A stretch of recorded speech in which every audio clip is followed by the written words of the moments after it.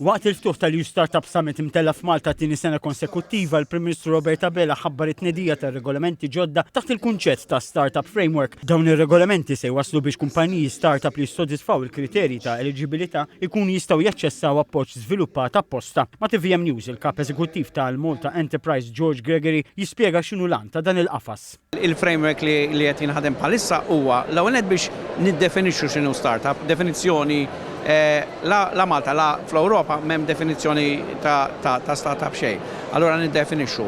Kif ukoll nikkreaw importanti one-stop shop għall-startups biex ikunu jafu jmorru ġo post wieħed u jista' jinqdew fuq l-affarijiet kollha li għandhom bżonn bħala startup. Dejjem biex niffaċilitaw. Is-Sur Gregory fakkar li persuni li jkunu qed jibdew kumpanija startup ikollhom bżonn gwida fosthom dwar kif se jsibu l-fondi biex jibnu negozju mill-qiegħ. Il-Prim Ministru elenka trasformazzjoni ta' Malta fl-aħħar 10 snin minn ekonomija tradizzjonali għal ċentru dinamiku għall-innovazzjoni. Huwa qal li l-bieb għan-negozju għandu jkun miftuħ għal kulħadd u mhux għal min għandu kapital kbir jew sfond privileġġjat biss. Dr. Abela faħħar ir-rwol sinifikanti tal-Malta Enterprise li appoġġjat aktar minn 190 startup fl-aħħar 5 snin. Qal li dawn ħolqu mijiet ta' impjiegi ta' kwalità għolja madwar diversi setturi. Innota wkoll li Malta tinsab fir-raba' post fil-lista ta' pajjiżi għall-startups innovattivi fil-European Startup National Alliance. Dr. Abela qal ukoll il-viżjoni Malta 2050 qed tifoka fuq ekonomija sostenibbli u reżiljenti mibnija fuq l-innovazzjoni. Qal li dan se jagħmel mill-ekonomija Maltija waħda reżiljenti.